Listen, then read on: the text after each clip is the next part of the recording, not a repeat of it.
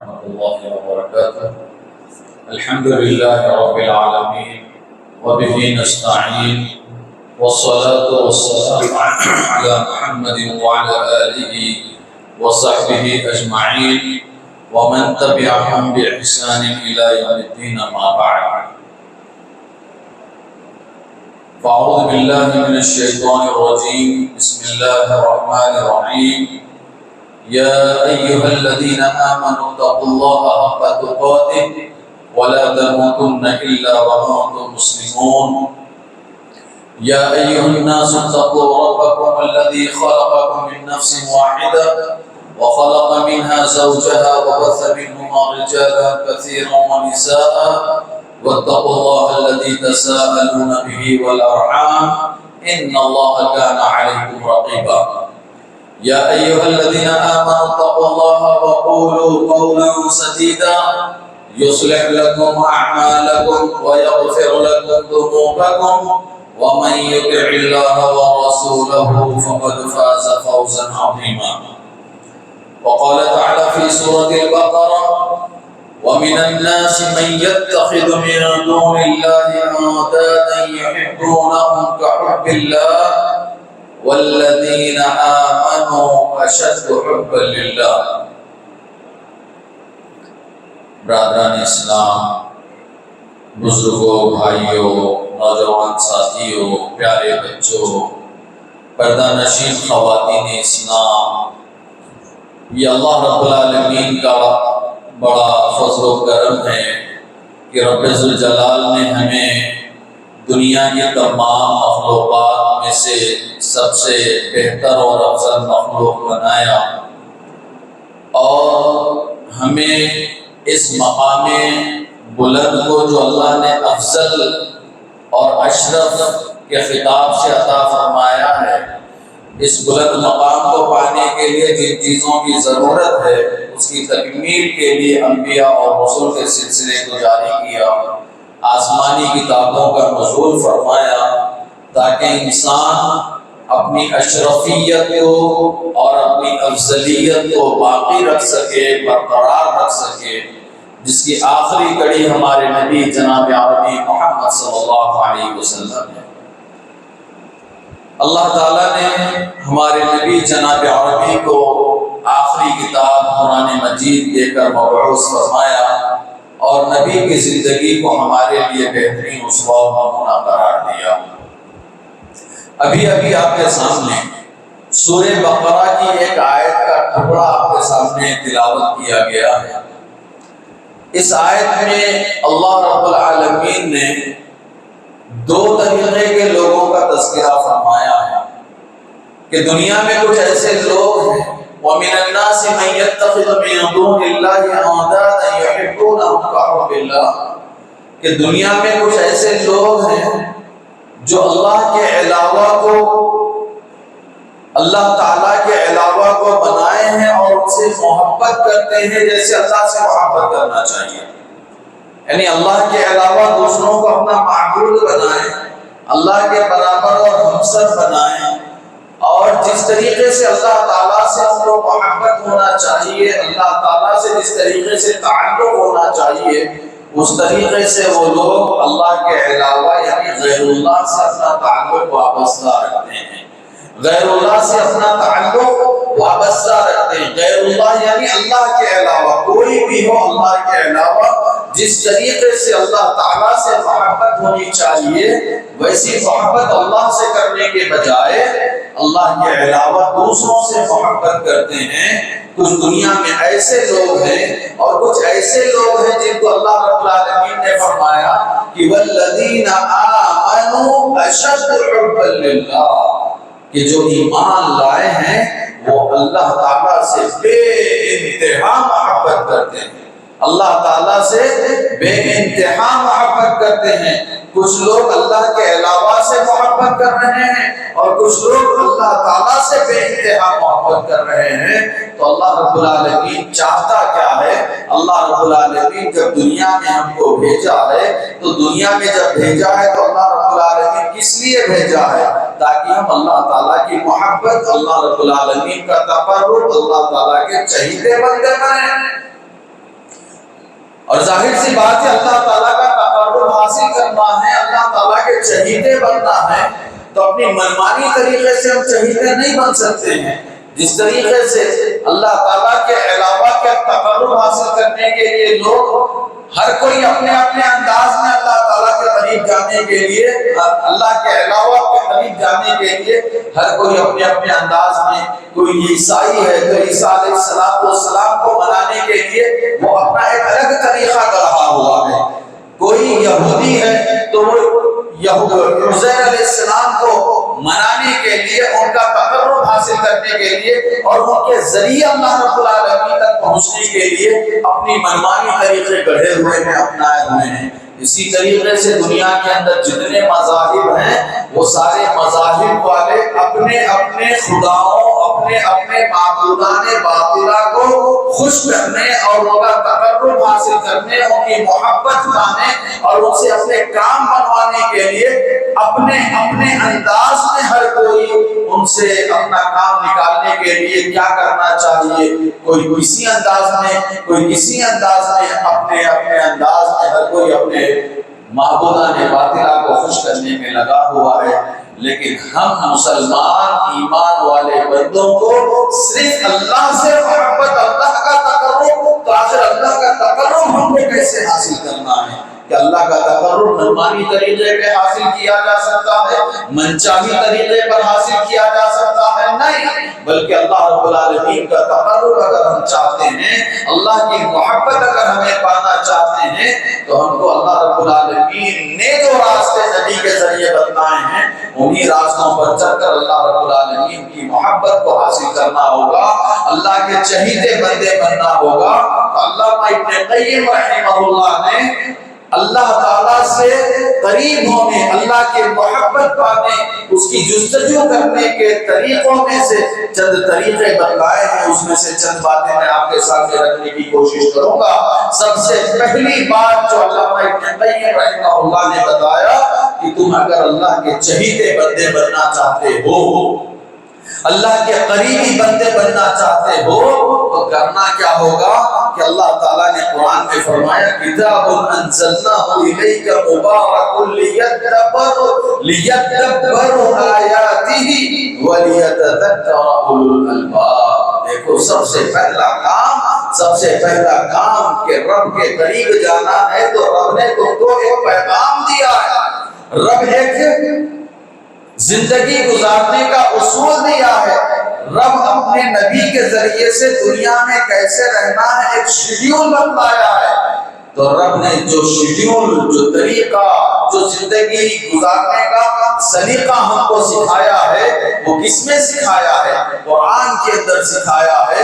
تو اللہ تعالیٰ کہہ رہا ہے کتاب انزلناہ الیک لیدبروا آیاتہ، کہ ہم نے قرآن مجید کو نازل کیا ہے، کتاب انزلناہ الیک، اور تمہاری طرف کیسی کتاب ہے؟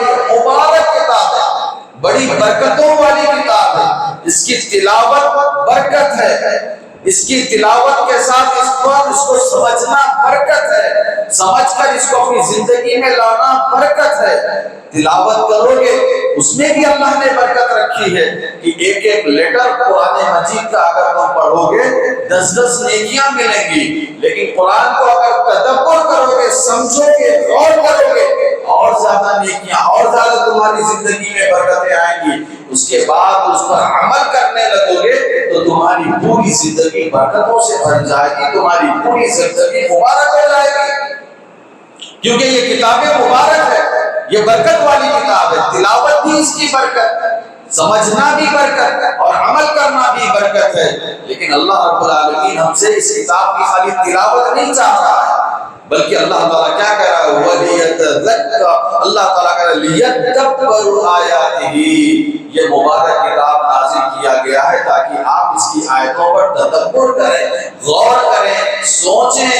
اس قرآن کے آیتوں کو پڑھنے کے بعد، اس کے واقعات کو پڑھنے کے بعد آپ کے اندر اللہ رب العالمین کی عظمت، اللہ تعالیٰ کی جلالت اور اللہ رب العالمین کی کبریائی، بڑائی، بزرگی، برتری آپ کے ذہن میں آئے، اور دنیا میں کیے ہوئے لوگوں کی سرکشیوں کو پڑھنے کے بعد آپ دل کے اندر ایک خوف جیسی کیفیت پیدا ہو جائے کہ کہیں میں بھی اللہ رب العالمین کی کوئی نافرمانی کر بیٹھوں تو اللہ تعالیٰ اتنی بڑی بڑی قوموں کو ہلاک اور برباد کر دیا ہے، کہیں مجھے بھی اللہ رب العالمین ہلاک اور برباد نہ کر دے۔ ایک خوف کی کیفیت آپ کے اندر پیدا ہو جائے اور آپ کی زندگی گزارنے کا طریقہ اور سلیقہ بالکل اللہ رب العالمین کے بتائے ہوئے طریقے کے اس کے موافق ہو جائے۔ لیتدبروا آیاتہ، تاکہ آپ اس قرآن کی آیتوں پر تدبر اور فکر کریں، وَلِيَتَذَكَّرَ أُولُو الْأَلْبَابِ، اور حقیقت میں جو عقل مند ہوتا ہے نا، جو عقل مند نہیں عقل مند ہوتا ہے، وہی اس قرآن کی آیتوں پر تدبر اور غور و فکر کرتا رہتا ہے۔ ہم کو عقل مند بننا ہے۔ ایک مسلمان عقل مند ہوتا ہے، ایک ایمان والا عقل مند ہوتا ہے۔ عقل مند کیا کرتا ہے؟ عقل مند یہ نہیں کہ بیٹا جو ہے امریکہ میں ہے اور وہاں سے وہ، یا امریکہ نہیں بلکہ وہ چلا گیا ہے فرانس سے فرانسیسی زبان میں لیٹر لکھ کر آپ کو بھیج رہا ہے، اور آپ جو ہے اس کو تہ کر کے اپنے الماری کے اندر جمع کر کے رکھتے جا رہے ہیں کہ بیٹا آئے گا تو پتہ نہیں کیا لکھا ہے وہ پڑھ کر سنائے گا۔ اگر اسی انتظار میں بیٹھے تو جب یہ قرآن عربی میں ہے، اللہ تعالیٰ آئے گا ہم کو پڑھائے گا، نہیں، آپ کو سمجھنے اور اس پر غور و فکر کرنے کے بے شمار مواقع ملتے رہتے ہیں۔ آپ کو ان مواقع سے فائدہ اٹھانے کی کوشش کرنا ہے، ان مواقعوں سے فائدہ اٹھانے کی کوشش کرنا ہے۔ مسجد کے اندر آئیے، اللہ کے نبی صلی اللہ علیہ وسلم کی مشہور حدیث ہے، عقبہ بن عامر رضی اللہ تعالیٰ عنہ اس حدیث کے راوی ہیں، وہ کہتے ہیں کہ ایک مرتبہ اللہ کے نبی صلی اللہ علیہ وسلم اصحاب صفہ کی مجلس میں آتے ہیں۔ اصحاب صفہ مدینے کے اندر جو غریب صحابہ کرام تھے ان کی وہ جماعت تھی اصحاب صفہ۔ اللہ کے نبی وہ صحابہ کرام کی جماعت کے پاس آتے ہیں اور آ کر ان سے کہتے ہیں کہ ہے کوئی تم میں سے جو بطحا اور عتیق جائے اور وہاں سے 2 اونٹ خرید کر لے کر آئے؟ ظاہر سی بات ہے وہ غریب صحابہ کرام تھے۔ وہ صحابہ کرام جواب دیتے ہیں کہ اے اللہ کے نبی، آپ اچھی طریقے سے جانتے ہیں کہ ہم غریب محتاج حلاج لوگ ہیں، ہم کہاں سے بطحا اور عتیق جائیں اور وہاں سے 2 اونٹیاں وہ بھی خرید کر لائیں؟ یہ ہمارے لیے ناممکن ہے۔ اللہ کے نبی صلی اللہ علیہ وسلم نے فرمایا یہ ممکن ہے، لَأَن يَغْدُوَ إِلَى الْمَسْجِدِ، کہ تم میں سے کوئی آدمی مسجد تشریف لائے، مسجد آئے، آدمی ہو چاہے عورت ہو، مسجد آئے، مسجد آنے کے بعد وہاں پر اگر وہ 2 آیتوں کو سیکھتا ہے تو گویا کہ وہ بطحا اور عتیق سے 2 اونٹنیاں خرید کر لا رہا ہے، 3 آیتیں سیکھتا ہے تو 3 اونٹنیاں خرید کر لا رہا ہے، 4 آیتیں سیکھتا ہے تو 4 اونٹنیاں خرید کر لا رہا ہے، کیونکہ یہ قرآن کیا ہے؟ لیتدبروا آیاتہ، اس کی آیتوں پر تدبر کرنا ہے، غور و فکر کرنا ہے۔ اب جب غور و فکر کرنے کا اسے موقع مل رہا ہے تو اس موقع کو وہ غنیمت جانتا ہے اور اس موقع سے پوری استفادہ کرتے ہوئے نیکیاں اکٹھا کرنے کی کوشش کرتا ہے۔ لیکن آج ہمارا ماحول عجیب و غریب ہے۔ مسجد کے اندر فجر کی نماز کے بعد بعض مساجد کے اندر قرآن کا درس ہوتا ہے، لیکن عجیب کہتے ہوئے شرم محسوس ہوتی ہے، لیکن بولنا پڑتا ہے۔ لوگوں کو ہو سکتا ہے تانا لگے، لیکن تانا نہیں، حقیقت ہے کہ جیسے ہی امام صاحب قرآن مجید کھولے اور کھول کر نحمدہ و نصلی علی رسولہ کریم کہتے ہوئے اعوذ باللہ من الشیطان الرجیم پڑھے کہ میں پناہ مانگتا ہوں شیطان مردود سے، تو ایسے معلوم ہوتا ہے کہ کہیں ہم ہی شیطان بیٹھے ہوئے تھے، فوراً بھاگو مسجد سے نکل کر بھاگ جاتے ہیں، اٹھ کر چلے جاتے ہیں۔ 2 آیتوں پر پڑھ سنائی جا رہی ہے، سن کر اس پر غور و فکر کریں، تدبر کریں، کچھ وقت نکالیں، جا کر کیا کریں گے؟ کون سی کمائی کرنا ہے آپ کو؟ کتنا کروڑ کمانے والے ہیں آپ؟ کتنا کروڑ بھی کمانے والے ہو، لیکن یہ آخرت کی کمائی سے بڑی کمائی کوئی کمائی نہیں ہو سکتی میرے بھائیوں میری بہنوں۔ یہ آخرت کی کمائی ہے کہ آپ 2 اونٹنیاں 2 آیتوں کے بدلے میں خرید کر لا رہے ہیں اور اللہ کے راستے قربان کر رہے ہیں، صدقہ دے رہے ہیں، 3 آیتیں پڑھ رہے ہیں، سمجھ رہے ہیں، غور و فکر کر رہے ہیں، اتنی بڑی نیکی ہے۔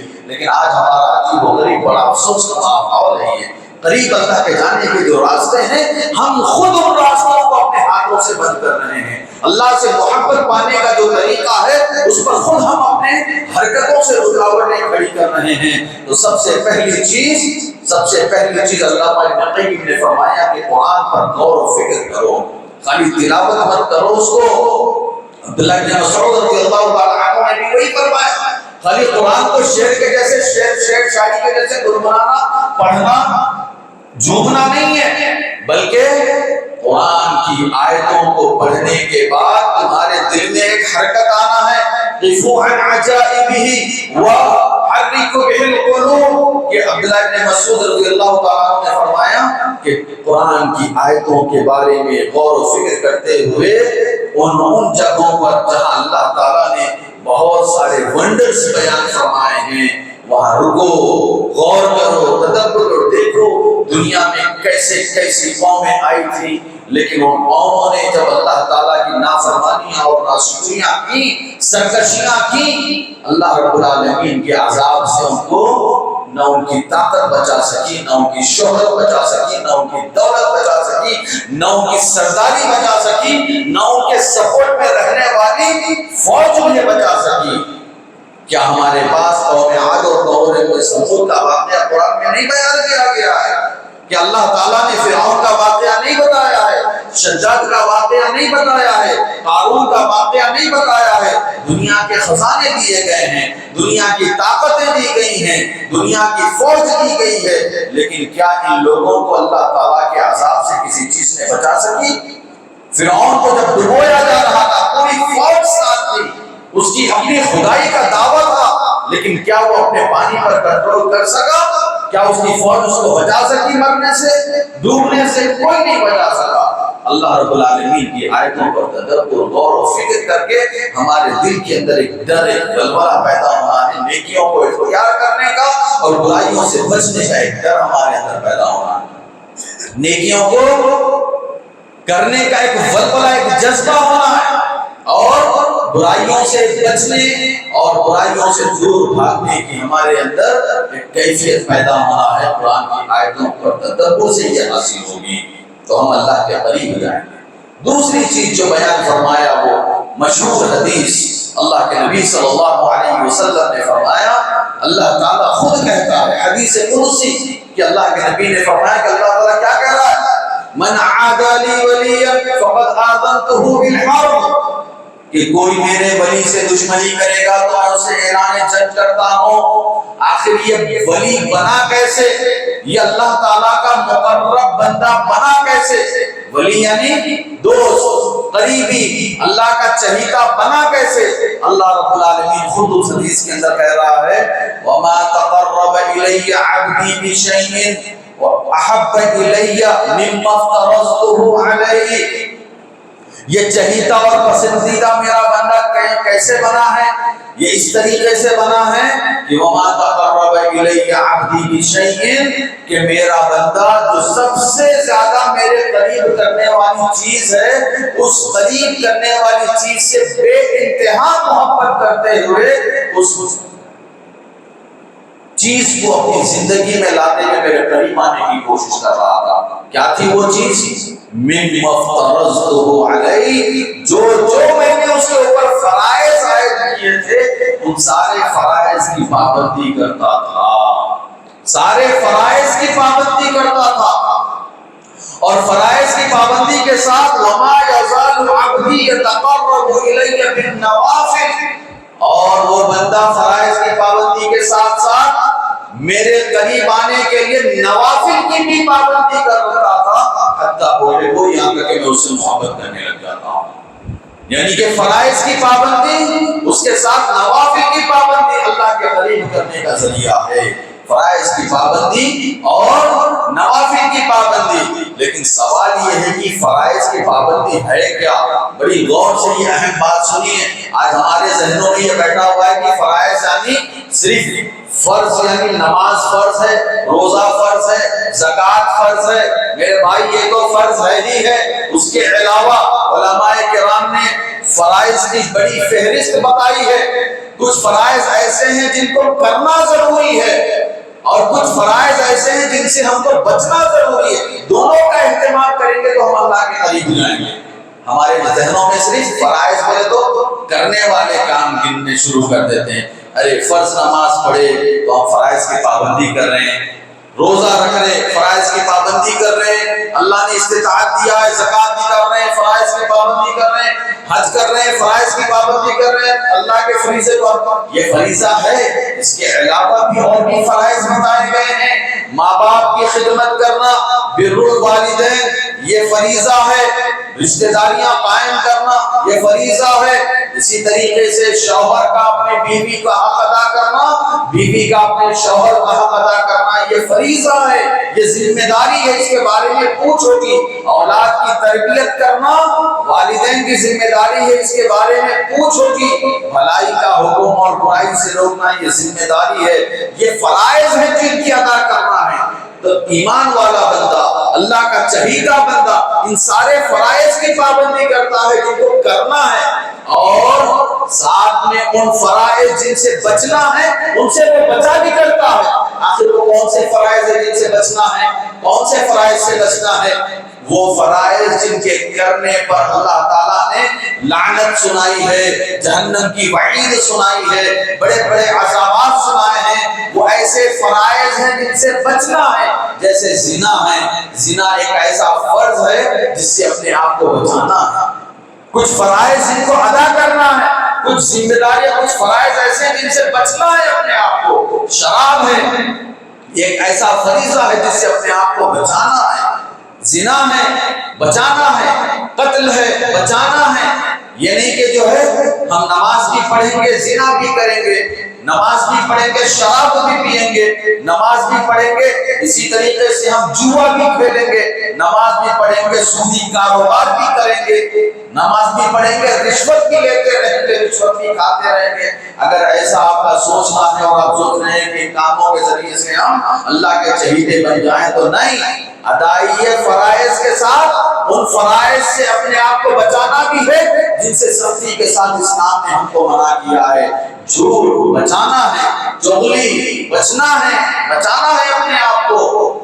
غیبت اپنے آپ کو بچانا ہے ان ساری چیزوں سے. ایک اللہ کا نیک بندہ، اللہ کے قریب جانے والا، جہاں اللہ تعالیٰ اور اللہ کے بندوں کے حقوق کو ادا کرتا رہتا ہے، وہیں ان چیزوں سے جن چیزوں سے اللہ تعالیٰ نے اس کو اپنی ذات کے لیے اور دوسروں کی ذات کے لیے منع فرمایا ہے، ان چیزوں سے اپنے آپ کو بچاتا بھی رہتا ہے. اپنی ذات کے لیے یعنی کہ شراب پینا اپنی ذات کو نقصان پہنچاتا ہے، زنا کرنا اپنی ذات کو نقصان پہنچاتا ہے، سود کھانا اپنی ذات کو نقصان پہنچاتا ہے، رشوت کھانا سامنے والے کو اور اپنے آپ دونوں کو نقصان. یہ ساری کی ساری چیزوں سے اپنے آپ کو بچاتا رہتا ہے. وہ یہ نہیں کہ خالی نماز کی پابندی کرے. تو فرائض کی ادائیگی یہ اللہ کے قریب لے جانے والی چیز ہے. فرائض کی ادائیگی یعنی جو فرض ہیں ان کو ادا کریے، اور جو فرض جس سے بچنا ہے ان سے اپنے آپ کو بچائیے. دونوں کام کریں گے تب جا کے اللہ رب العالمین کے مقرب اور چہیتے بنیں گے. یہ سب سے اہم چیز ہے. اس کے ساتھ پھر اب آپ نوافل کی پابندی کریے، اس کے ساتھ آپ نوافل کی پابندی کریے، تب اللہ تعالیٰ کے قریبی اور چہیتے بنیں گے. تیسری چیز جو بیان فرمائی کہ اللہ رب العالمین کا قرب چاہتے ہو، اللہ کے چہیتے بننا چاہتے ہو، تو اپنی زبان کو، اپنے دل کو اور اپنے جسم کو اللہ تعالیٰ کی یاد کے لیے لگا دو. اپنی زبان کو اللہ کی یاد میں لگا دو، اپنے دل کو اللہ کی یاد میں لگا دو، اپنے جسم کو اللہ کی یاد میں لگا دو. زبان کو اللہ کی یاد میں لگانا تو ہمیں سمجھ میں آ رہا ہے کہ سبحان اللہ پڑھیں گے اللہ کا ذکر ہے، الحمدللہ پڑھیں گے اللہ کا ذکر ہے، اللہ اکبر پڑھیں گے اللہ کا ذکر ہے. لیکن دل کو اللہ کی یاد میں کیسے لگایا جائے؟ دل کو اللہ تعالیٰ کی یاد میں لگانے کا مطلب یہ ہے کہ آپ کوئی بھی ایک غلطی کرنے جا رہے ہیں تو فوراً آپ کے دل و دماغ میں یہ بھی آنا چاہیے کہ دنیا والا کوئی دیکھے چاہے نہ دیکھے، جانے چاہے نہ جانے، میرا رب تو مجھے دیکھ اور جان رہا ہے. اور فوراً اپنے آپ کو اس گناہ سے بچانے کی کوشش کریں کہ دل کو اپنے اللہ تعالیٰ کی یاد میں لگانا ہوا. دل کو اپنے اللہ کی یاد میں. موبائل میں آپ ایک چیز دیکھ رہے ہیں، دیکھتے ہوئے کوئی ایک ننگی فوٹو آ گئی، فوراً آپ کے دماغ میں ہے کہ مجھے اس کو نہیں دیکھنا ہے، کیونکہ اگر میں یہ دیکھوں گا تو یعلم خائنۃ الاعین وما تخفی الصدور، کہ وہ میرے آنکھوں کی خیانت کو جانتا ہے. یعلم خائنۃ الاعین وما تخفی الصدور، میرا رب میری آنکھوں کی چیٹنگ جانتا ہے کہ میں آنکھوں سے کون سی غلطی کر رہا ہوں، جان کر رہا ہوں، انجانے میں، اور یہ سب وہ جانتا ہے. یہاں تک کہ وہ میرے دل میں چھپی ہوئی ہر بات کو جانتا ہے کہ میں سامنے والا جو بیٹھا ہے اس کے بارے میں اپنے دل میں کیا بغض لے کر بیٹھا ہوں، کیا کینہ اور نفرت لے کر بیٹھا ہوں. سامنے والے کو نہیں معلوم ہوگا، لیکن اللہ رب العالمین کو معلوم ہوگا کہ آپ اس کے بارے میں کتنا دل میں دشمنی لیے بیٹھے ہوئے. اللہ تعالیٰ اس دشمنی کے بارے میں بھی آپ سے پوچھے گا، کیونکہ اللہ نے قرآن میں فرمایا وَحُصِّلَ مَا فِي الصُّدُورِ، تمہارے دل کے اندر جو چیزیں ہیں کینہ وہ سب اس دن نکال کر باہر لایا جائے گا. یہ احساس ہونا ہے. اپنے جسم کو اللہ کے یاد میں لگانے کا مطلب تو واضح ہے کہ نماز، روزہ، زکات، یہ ساری چیزیں ذکر ہیں، ان کی پابندی کریے. تو اپنے زبان کو اللہ کے ذکر میں لگا مصروف رکھیے، دل کو اللہ کے ذکر کے لیے تیار کریے، مجبور کریے اپنے دل کو اللہ تعالیٰ کے ذکر کے لیے. اپنے اعضاء و جوارح کو بھی اللہ تعالیٰ کے ذکر میں لگائیے، کیونکہ یہ یاد رکھیے الذین آمنوا وتطمئن قلوبهم بذکر اللہ، کہ جو ایمان والا بندہ ہوتا ہے نا، اس ایمان والے بندے کو اطمینان قلب اللہ تعالیٰ کے ذکر سے حاصل ہوتا ہے. کیونکہ اس کو اللہ تعالیٰ کی یاد کی وجہ سے ایک تو نیکیاں کر رہا ہے زبان میں اللہ کے ذکر کرتے ہوئے، اور جن سے اللہ تعالیٰ کو یاد کر کے برائیوں سے بچتا چلا جا رہا ہے، گناہوں سے اپنے آپ کو بچاتا چلا جا رہا ہے، اور اپنے اعضاء و جوارح کو اللہ کے ذکر میں لگا کے نیکیوں کی نیکیاں جمع کرتے چلا جا رہا ہے. تو اللہ تعالیٰ کا ذکر، اور بھی بہت ساری باتیں حدیثیں ہیں، بس مختصر میں آپ کو اللہ کے قریب لے جانے والی چیزیں سمجھاتے چلا جا رہا ہوں کہ اللہ تعالیٰ کے ذکر میں اپنے آپ کو مصروف رکھیے. چوتھی چیز جو بتائی گئی ہے وہ یہ کہ دیکھیے اللہ تعالیٰ کی محبت. اللہ کی محبت جیسا کہ پہلے ہی آیت میں بتایا گیا جو میں نے آپ کے سامنے پڑھی کہ ایمان والا اس کے دل میں سب سے زیادہ اللہ کی محبت ہوتی ہے. اللہ کی محبت سب سے زیادہ ہوتی ہے. کیا مطلب ہے اس کا؟ تو اللہ تعالیٰ نے سورہ توبہ کے اندر کیا بیان فرمایا سنیے تو خود سمجھ میں آ جائے گا. اللہ تعالیٰ نے فرمایا قُلْ إِنْ كَانَ آبَاؤُكُمْ وَأَبْنَاؤُكُمْ وَإِخْوَانُكُمْ وَأَزْوَاجُكُمْ وَعَشِيرَتُكُمْ وَأَمْوَالٌ اقْتَرَفْتُمُوهَا وَتِجَارَةٌ تَخْشَوْنَ كَسَادَهَا وَمَسَاكِنُ تَرْضَوْنَهَا أَحَبَّ إِلَيْكُم مِّنَ اللَّهِ وَرَسُولِهِ وَجِهَادٍ فِي سَبِيلِهِ فَتَرَبَّصُوا حَتَّى يَأْتِيَ اللَّهُ بِأَمْرِهِ وَاللَّهُ لَا يَهْدِي الْقَوْمَ الْفَاسِقِينَ. کہ رب العالمین کبھی گنہگار آدمی کو ہدایت نہیں دیتا ہے. ہمارے اور آپ کے دل میں گناہوں کا شوق اگر ہے، گناہوں پر اگر ہم کو لذت محسوس ہوتی ہے، گناہوں پر اگر ہم کو تکلیف نہیں ہوتی ہے، پچھتاوا نہیں ہوتا ہے، تو سمجھ لیجئے کہ اللہ تعالیٰ کے ہم اتنے ناپسندیدہ ہو گئے ہیں کہ اللہ تعالیٰ ہم کو ہدایت جیسی بڑی نعمت سے نہیں نوازتا نہیں ہے، محروم کر دیتا ہے. ہدایت جیسی بڑی نعمت سے محروم کر دیتا ہے. گناہ اتنے برائی چیز، اتنی بری چیز ہے. چنانچہ اللہ تعالیٰ نے اس گنہگار آدمی کی صفت کیا بیان فرمائی کہ وہ گناہوں میں ڈوبا کیسے ہے. تو اللہ تعالیٰ نے فرمایا کہ آپ کہیے کہ اگر ان کے والدین، ان کے بچے، ان کے بھائی، ان کے بیویاں، ان کے رشتہ دار، ان کے مال و دولت، ان کی تجارت، ان کے بلڈنگ، ان کے گھر، اگر اللہ تعالیٰ اور اللہ کے رسول اللہ کے راستے میں جہاد کرنے سے ان کے پاس زیادہ محبوب ہے تو وہ انتظار کریں اللہ کے عذاب کا. یعنی کہ اگر آپ اللہ تعالیٰ کے کسی فرمان پر عمل کرنے میں آپ کی بیوی آپ کے رکاوٹ بن رہی ہے، آپ کا بچہ آپ کے رکاوٹ بن رہا ہے، یا آپ کا کاروبار، آپ کا بزنس آپ کو رکاوٹ بن رہا ہے، یا آپ کی دولت آپ کو اللہ تعالیٰ کے فرامین پر عمل کرنے سے اگر رکاوٹ بن رہی ہے، اللہ تعالیٰ کے فرامین پر عمل کرنے میں کوئی بھی چیز اگر رکاوٹ بن رہی ہے تو سمجھ لیجئے کہ آپ اللہ تعالیٰ کے چہیتے بندے نہیں، بلکہ اللہ تعالیٰ کے نزدیک آپ گنہگار بندے ہو گئے. اور ایسے گنہگار بندوں کو اللہ تعالیٰ اپنے قریب آنے نہیں دیتا، اچھے کام کرنے نہیں دیتا، ہدایت کی توفیق نہیں دیتا. گناہوں سے اپنے آپ کو بچائیے اور گناہوں سے اپنے آپ کو روکنے کی کوشش کریے. اللہ تعالیٰ نے جن کاموں کے کرنے کا حکم دیا ہے اس کو سننے کے بعد آپ کے دل میں یہ خیال کہیں بھی نہ آئے کہ اگر میں یہ کام کروں گا تو میرا اتنے کاروبار کا لاس ہو جائے گا، میں یہ کام کروں گا تو مجھے عالیشان بلڈنگ سے نکل جانا پڑے گا، مجھے وہ جاب چھوڑ دینا پڑے گا، تو یہ کر دینا پڑے گا۔ یہ یاد رکھیے کہ اگر اللہ کے فرامین کو اپنانے میں آپ کو دنیا کی کوئی چیز رکاوٹ بن رہی تو گویا کہ آپ کے دل میں اللہ کی محبت نہیں ہے، اللہ تعالیٰ کی محبت نہیں ہے، اور اللہ آپ سے محبت نہیں کر رہا، آپ سے محبت نہیں کر رہا۔ سب سے اہم بات یہ کہ ہم سے اللہ محبت نہیں کر رہا ہے، تبھی ہمارے دل کے اندر ان ساری چیزوں کی محبت کو اللہ کی محبت سے زیادہ ڈال دیا ہوا ہے۔ تو اللہ تعالیٰ کی محبت اپنے دل میں دنیا کی ساری چیزوں کی محبت پر غالب رکھے، یعنی کہ اللہ کا فرمان سنتے ہی فوراً اللہ کے فرمان پر عمل کرنے والے بن جائیں گے۔ اسی طریقے سے اللہ کے قریب جانا چاہتے ہیں تو اللہ کے قریب جانے کے لیے اللہ تعالیٰ کے نام ہیں، اللہ تعالیٰ کے جو نام ہیں ان ناموں کو معانی کے ساتھ سمجھنے کی کوشش کریے، اللہ کے ناموں کو معانی کے ساتھ سمجھنے کی کوشش کریے، کیونکہ اللہ تعالیٰ کے ناموں کو اللہ کے نبی صلی اللہ علیہ وسلم نے فرمایا للہ 99 اسما 100 الا واحدہ من احصاها دخل الجنہ۔ اللہ تعالیٰ کے 99 ایک دم 100 نام ہے، جو اس کو یاد کرتا شمار کرتا ہے اس کو جنت میں داخلہ ملتا ہے، یعنی کہ اللہ اس بندے کو پسند کر کے اپنی جنت میں داخل کرتا ہے۔ کیوں؟ کیونکہ وہ اللہ کے ناموں کو یاد کیا، خالی رٹنے سے نہیں ہو جائے گا بلکہ اللہ تعالیٰ کے ناموں کو سمجھنے سے یہ فضیلت حاصل ہوگی کہ اللہ رب العالمین لطیف ہے، باریک بین ہے، یعنی کہ اللہ رب العالمین ایک نام خالی میں ایگزامپل میں بتا رہا ہوں، لطیف باریک بین اردو میں ترجمہ کیا جاتا ہے۔ باریک بین کا مطلب کیا ہے؟ مطلب یہ ہے کہ وہ ہماری وہ ساری ضرورتیں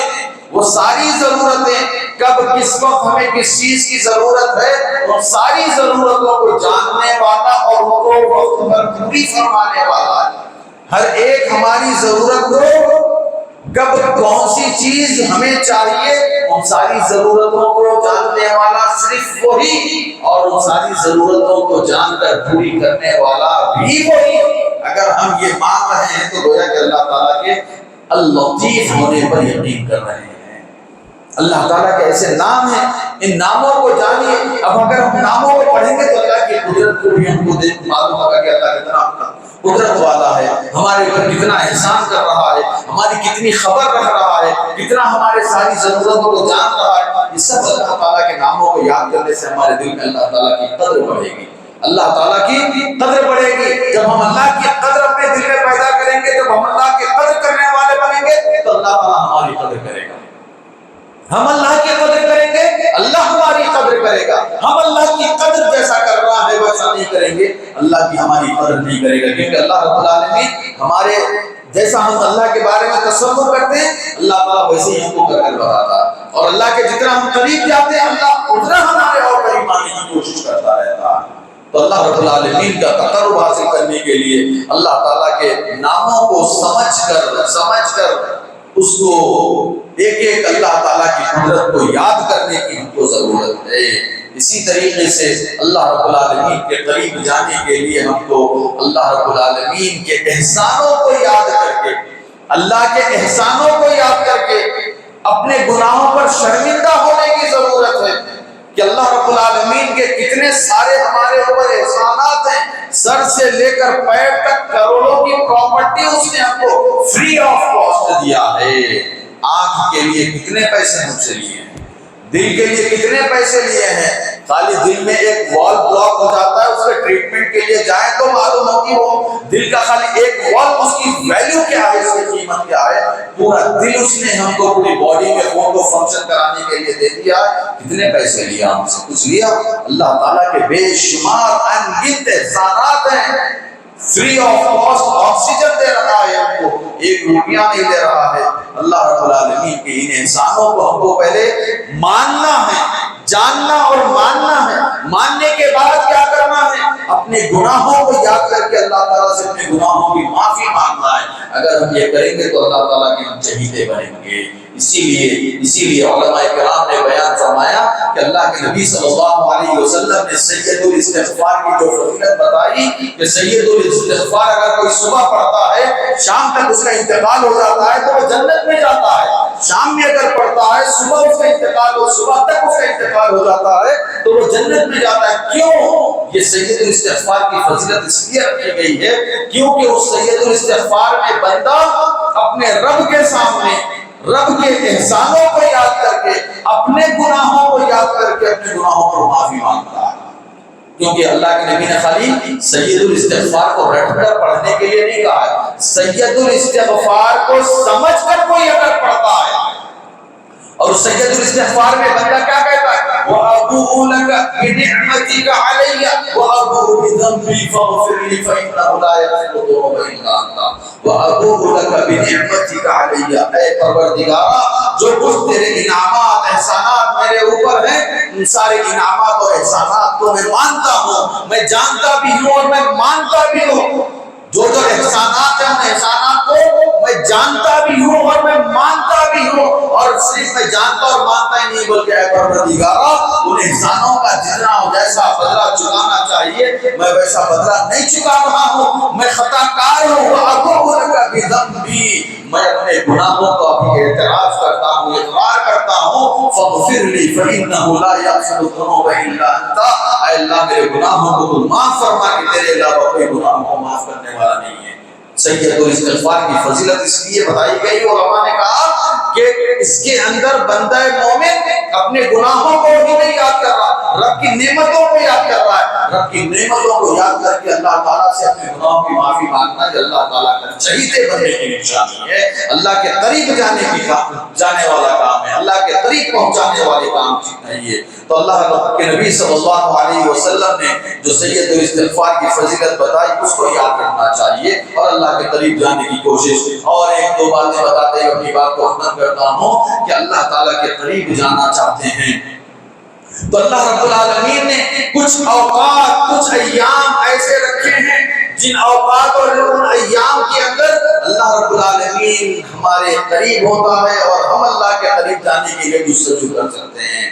جیسے اللہ کے نبی صلی اللہ علیہ وسلم نے فرمایا کہ ہر رات خالی رمضان میں ہر رات اللہ رب العالمین آسمان دنیا پر نزول فرماتا ہے۔ اس رات کو اس وقت کو رات کے اس وقت کو ہر بندہ مومن غنیمت جان کر جب رب ہمارے قریب آ کر ہم سے کہہ رہا ہے کہ ہے کوئی دعا کرنے والا کہ میں اس کی دعا کو قبول کروں، ہے کوئی مانگنے والا کہ میں اس کے مانگ کو پورا کروں، ہے کوئی اپنے گناہوں کی معافی مانگنے والا کہ میں اس کے گناہوں کو معاف فرماؤں، تو اللہ نے قرآن میں فرمایا کہ متقی اور پرہیزگار بندہ وباللیل، اللہ تعالیٰ نے فرمایا کہ وہ رات کے وقت میں کانوا قلیلا من اللیل ما یہجعون وبالاسحار هم یستغفرون، کہ وہ رات کے وقت میں بہت کم سوتے ہیں لیکن جب سحری کا وقت ہوتا ہے تو سحر کے وقت میں اپنے گناہوں کی معافی میں لگ جاتے ہیں۔ ہمیں سحری کا وقت ملتا ہے، رمضان میں کم سے کم ہر کوئی سحری کے وقت میں جاگتا ہے، لیکن ہم میں سے کتنے ہیں جو اس وقت کو غنیمت جانتے ہوئے اپنے رب کے سامنے اپنی ضرورتوں کو پیش کر رہے ہیں، اور کتنے ہیں جو اپنی ضرورتوں کو پیش کرنے کے ساتھ اپنے گناہوں پر شرمندہ ہو کر معافی مانگ رہے ہیں؟ کتنے لوگ اس کا اہتمام کرتے ہیں؟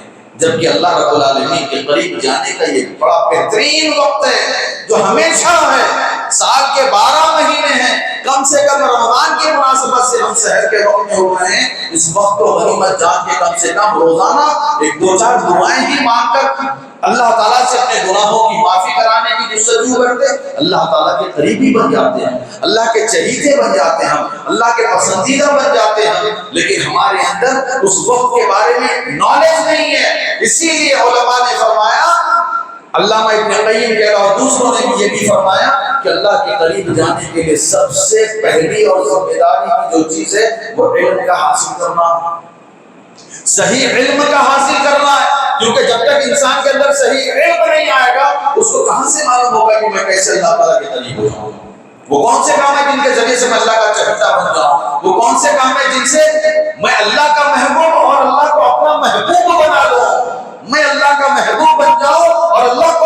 محبوب بنانے وہ کون سے کام ہیں؟ علم کے ذریعے سے انسان کو حاصل ہوگی۔ اسی لیے جو اوقات اللہ تعالیٰ نے بنائے ہیں، جو ایام ہمارے لیے بنائے ہیں، جیسے رمضان کا یہ پورا مہینہ اللہ تعالیٰ نے اپنے قریب آنے کا موقع دیا اللہ تعالیٰ نے، اگر ہم اس پورا مہینہ پا کر کے اللہ کے قریب نہیں جا سکے، کچھ اپنے آپ کو رمضان سے مہینے سے کچھ اپنے اندر تبدیلی نہیں لا سکے، تو گویا کہ ہم نے جو ہے رمضان کو بس یوں ہی گزار دیا۔ اسی طریقے سے اللہ رب العالمین ذی الحجہ کے ابتدائی 10 ایام رکھے ہیں اللہ کے قریب جانے کے، تو کچھ دن رکھے ہیں، کچھ وقت رکھی ہیں، تو ان وقت اوقات کو، اور یہ خاص طور سے رمضان کا آخری عشرہ تا راتوں والا عشرہ، یہ تو اور اللہ تعالیٰ کا قریبی اور چہیتا بنانے والا ہے کہ اللہ تعالیٰ اس رات میں کیے جانے والا ایک چھوٹا سا بھی عمل ہوگا، یعنی 1 روپیہ بھی اگر آپ غریب کو دے رہے ہیں، اگر یہ شب قدر ہوگی تو اللہ تعالیٰ اس 1 روپیے پر آپ کو 1000 مہینے 1 روپیہ خرچہ کرنے کا ثواب دے دے گا۔ سبحان اللہ، اللہ رب العالمین نے جو اوقات، جو ایام، جو فضیلتوں والے مواقع ہمارے لیے فراہم کیے ہیں، ان مواقع کو، ان ایام کو، ان اوقات کو غنیمت جانتے ہوئے اللہ تعالیٰ سے تنہائی میں اللہ تعالیٰ کے قریب جانے کی جستجو کریے، اللہ تعالیٰ کے قریب جانے کے لیے نیکیوں میں سبقت لے جانے، نیکیوں میں آگے بڑھ کر اپنے گناہوں کی معافی کرانے کی کوشش کریے۔ یہ سارے کام آپ کر رہے ہیں، قرآن کی تلاوت کر رہے ہیں، فرائض کی پابندی، نوافل کی پابندی، ذکر و اذکار، یہ سارے کے سارے کام آپ کر رہے ہیں۔ اس کے ساتھ ساتھ آخری بات جو علامہ ابن قیم نے بیان فرمائی وہ یہ کہ دیکھو اپنے دل کو ان کاموں سے محفوظ رکھو جن کاموں کے کرنے کی وجہ سے تم اللہ تعالیٰ سے دور ہو سکتے ہو، اور وہ کون سے کام ہیں جن کاموں کے کرنے سے اللہ تعالیٰ سے ہم اللہ تعالیٰ سے بہت دور ہو جائیں گے۔ نماز پڑھیں گے تو بھی ہم اللہ تعالیٰ کے قریب نہیں جائیں گے، حج بھی کریں گے تو بھی ہم اللہ کے قریب نہیں جائیں گے۔ وہ کون سے 5 کام ہیں ان کو بھی ہم کو ذہن میں رکھ لینا ہے۔ سب سے پہلا کام کہ اگر آپ نمازی ہیں لیکن آپ مشرک ہیں، اللہ تعالیٰ کے علاوہ دوسروں کی عبادت کرتے ہیں، یا اللہ کے ساتھ ساتھ دوسروں کی عبادت کرتے ہیں، شرک کرنے والا نمازی ہو، چاہے روزے دار ہو، چاہے حاجی ہو، اس کی کوئی عبادت اللہ قبول نہیں کرتا۔ اسی طریقے سے کفر ہے، کافر آدمی کی بھی کوئی عبادت اللہ قبول نہیں کرتا۔ اسی طریقے سے منافق ہے، عقیدے کا منافق، اس کی بھی کوئی عبادت اللہ تعالیٰ قبول نہیں کرتا۔ اسی طریقے سے بدعت 2 طریقے کی ہوتی ہے، کچھ ایسی بدعتیں ہیں جو انسان کو شرک تک لے جاتی ہیں، کچھ ایسی بدعتیں جو انسان کو گنہگار بناتی ہیں۔ دونوں بدعتوں سے اپنے آپ کو بچانا ہے، کیونکہ بدعات کی وجہ سے اللہ تعالیٰ ہمارے بہت ساری نیکیوں کو قبول نہیں کرتا ہے اور ہماری محنتوں کو ریجیکٹ کر دیتا ہے۔ اور بعض ایسے گناہ ہیں جیسا کہ میں نے شروع میں بھی بتایا، کچھ ایسے فرائض ہیں جن سے بچنا ضروری ہے، ان سارے گناہوں سے بھی اپنے آپ کو بچانا ضروری ہے۔ کہ آدمی نمازی ہے، روزے دار ہے، حاجی ہے، سب کچھ ہے، لیکن چھوٹے چھوٹے گناہ سمجھ رہا ہے، گالی دینے کو چھوٹا سمجھ رہا ہے، کسی کو ہاتھ سے تکلیف پہنچانے کو چھوٹا سمجھ رہا ہے، لیکن اللہ تعالیٰ کے نزدیک وہ چھوٹا گناہ نہیں، وہ بہت بڑا گناہ ہے۔ کل قیامت کے دن آپ ان گناہوں سے نہ بچنے کے نتیجے میں اللہ رب العالمین کے قریب جانے والے کتنے بھی اچھے کام کر لیے ہوں آپ، لیکن اگر یہ گناہوں سے اپنے آپ کو نہیں بچائیں گے تو جن جن کو تکلیف پہنچائیں سب لائن میں کھڑے ہو کر اپنی نیکیوں کو حاصل کر لیں گے۔ مشہور حدیث ہے، اللہ کے نبی صلی اللہ علیہ وسلم نے کیا فرمایا کہ سب سے قیامت کے دن غریب کون؟ نماز، روزے، زکات کے ساتھ آیا لیکن کسی کو گالی دیا ہے، کسی کو ہاتھ سے قد شتم ھذا وضرب ھذا وسفك دم ھذا واكل مال ھذا وقذف ھذا، کسی پر تہمت لگا دیا، الزام لگا دیا۔ عورتوں میں اکثر بیماری ہوتی ہے الزام لگانا، تہمت لگانا، بہت بڑا گناہ ہے، بہت بڑا گناہ ہے۔ گالی دینا بہت بڑا گناہ ہے۔ ایمان والا مسلمان کسی نہ مسلمان کو تکلیف پہنچاتا، نہ کسی کو اپنے ہاتھ میں تکلیف پہنچاتا، تکلیف نہیں پہنچاتا ہے۔ دھوکے سے، چوری کر کے، لوٹ کے، مار کر کسی کا مال نہیں کھانا ہے، بہت بڑے گناہ۔ یعنی کہ آپ حقوق اللہ کی پاسداری کر رہے ہیں، حقوق العباد میں کوتاہی نہ کر رہے ہیں، تو یہ بھی یاد رکھیے آپ کو اللہ کا چہیتا اور اللہ کا محرم نہیں بنا سکتی ہے۔ ہیں۔ تو یہ چند باتیں میں نے آپ کے سامنے یہاں پر رکھی ہیں کہ وہ کون سے کام ہیں جن کاموں کی وجہ سے ایک ایمان والا واقعی مومن بنتا ہے، واقعی اللہ کا چہیتا بنتا ہے۔ ان کاموں کو ہم کو یاد کرنے، یہ کاموں کو یاد کرنے، یاد رکھنے اور ان کو اپنی زندگی میں لانے کی ضرورت ہے، اور ان کاموں سے اپنے آپ کو بچانے کی بھی ضرورت ہے جن کاموں سے اللہ رب العالمین نے ہم کو بچنے کے لیے کہا ہے۔ اللہ رب العالمین سے دعا ہے کہ پروردگارا ان تمام کاموں کو جن کاموں کے ذریعے سے رب العالمین خوش ہوتا ہے، راضی ہوتا ہے اور ہم اس کے مقرب بندے بن سکتے ہیں، پروردگارا تمام کاموں کو جاننے اور ان کو اپنانے کی نیک توفیق عطا فرما، اور ان سارے کاموں سے جس سے پروردگار ناراض ہوتا ہے، چاہے وہ حقوق اللہ میں ہو، چاہے حقوق العباد میں سے ہو، پروردگار ان سارے کاموں کو جاننے اور ان سارے کاموں سے اپنے آپ کو بچانے کی نیک توفیق عطا فرما۔ پروردگار جو بھی ہم نیکیاں کر رہے ہیں، پروردگار ہم نیکیوں کو قبول فرما، اور ہر قسم کی جانی انجانے جو لفظی خطائیں ہم سے ہو رہی ہیں، پروردگار تمام خطاؤں سے ہمیں معاف فرما، ان کو درگزر فرما، اور پروردگار اپنی رحمت میں ہمیں جگہ عطا فرما۔ وآخر دعوانا ان الحمد للہ رب العالمین۔